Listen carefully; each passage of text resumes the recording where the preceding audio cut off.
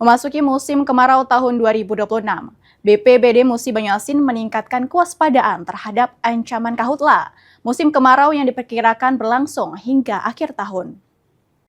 BPBD Kabupaten Musi Banyuasin mulai memperkuat langkah antisipasi menghadapi ancaman kebakaran hutan dan lahan seiring masuknya musim kemarau tahun 2026.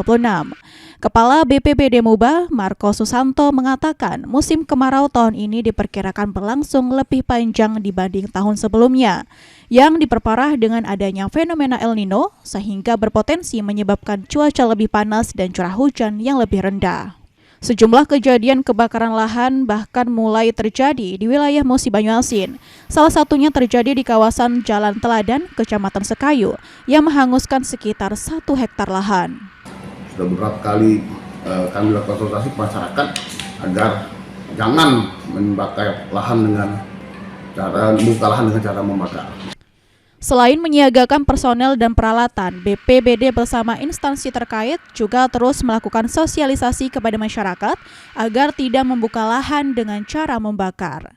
Ruzi Iskandar, PAL TV.